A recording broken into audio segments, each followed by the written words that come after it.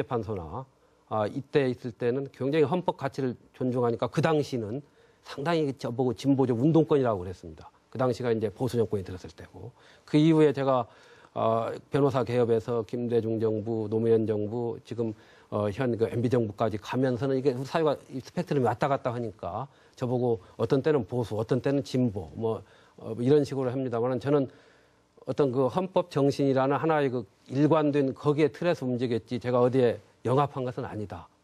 이런 말씀을 드리고 있습니다.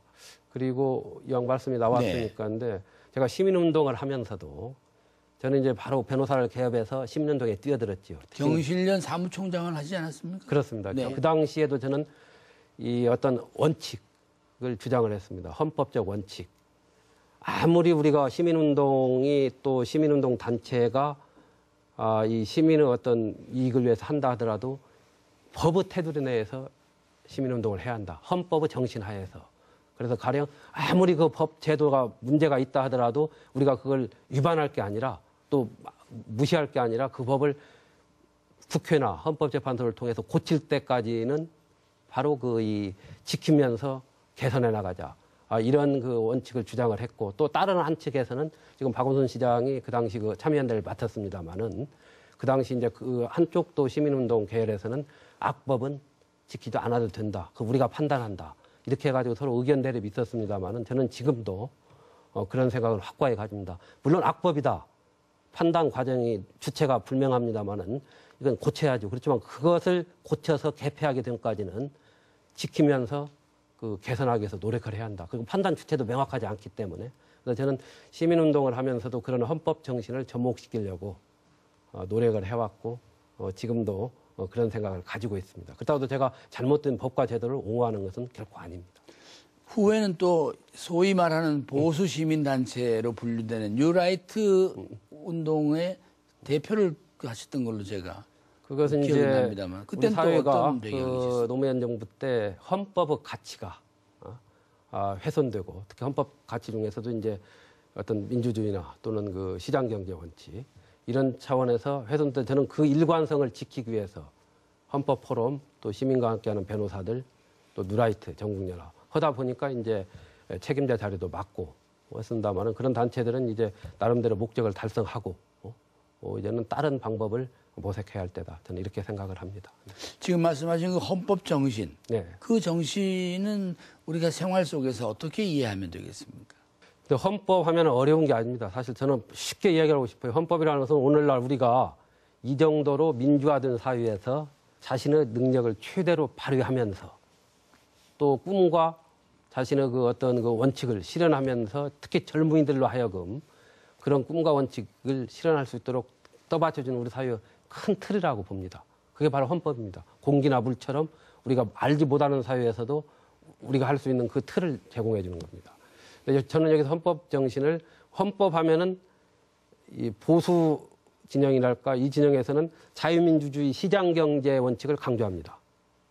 그렇기 때문에 헌법은 보수적이다 이렇게 합니다만은 또 하나의 헌법 원칙은 기본권을 충분히 존중하고 보장하게끔 되어 있습니다. 기본권 중에서 사회적 약자의 기본권 그리고 법치 원칙, 적법 절차를 존중하도록 되어 있습니다. 이 두 개가 서로 두 축이 조화를 이루면서 가는 것이 헌법 정신입니다. 어느 한쪽만 강조돼서는 안 되는 겁니다. 보수 진영에서는 자유민주주의 시장 경제만을 강조했고 주로 강조했고 또 이 진보 진영에서는 이 약자의 기본권 내지 분배 원칙을 강조했습니다. 저는 양자가 조화를 이루면서 가야 한다. 이런 생각을 갖고 있어요. 네.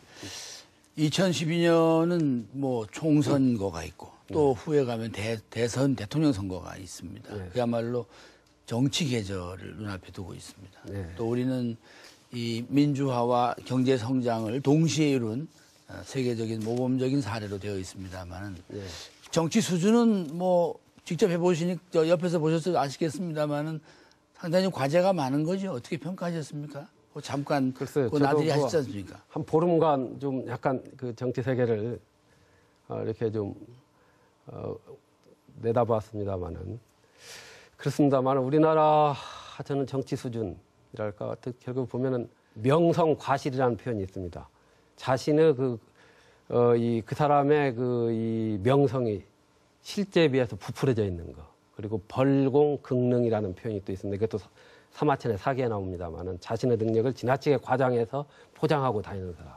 이게 너무 정치권에 많이 있는 것 같습니다. 저는 그래서 우리 사회에서 앞으로 윤리적, 도덕적 가치가 좀 더 경쟁력을 가지면서 국민과 소통하고 비전을 제시할 수 있는 이런 어떤 정치적 가치들이 더 좀 이 국민들한테 이제 신뢰를 받고 파고들 수 있는 이런 사회가 돼야만이 제대로 정치권도 바로잡아야 되지 않나 이런 생각이 듭니다. 네, 정말 그 어느 때보다 고단하고 정말 좀 아픈 삶을 좀 살고 있는 이 시대의 약자들, 예. 소외된 분들, 소수자 이분들에 대한 배려는 어떤 자세로 임해야겠습니까? 예, 제가 꼭 하고 싶은 얘기인데 질문을 해주셔서 고맙습니다. 우리 헌법에 보면은 사회적 약자, 소수자 이런 데 대한 배려를 기본권으로 보장하고 있습니다. 따라서 국가는 바로 그런 사람들 사회적 약자에 대한 배려를 해야 할 이 헌법적 의무가 저는 있다고 봅니다. 저는 이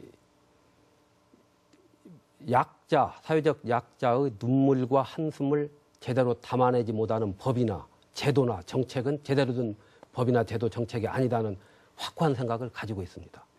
우리가 이 그리스 시인 솔론이라는 사람이 이런 얘기를 했어요. 한 3,000년 전 얘기지만 우리가 지금까지도 2,500년 전이죠. 통하는 얘기입니다만은 피해를 입지 않는 자가 피해를 입은 자와 똑같이 분노할 때 정의가 실현된다고 그랬습니다.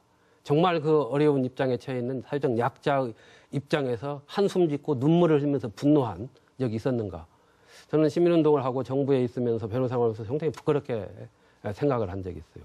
아무리 정부가 많은 예산을 쏟아부어도 그런 애정 없이 하면은 이게 효과가 안 나타나는 거예요.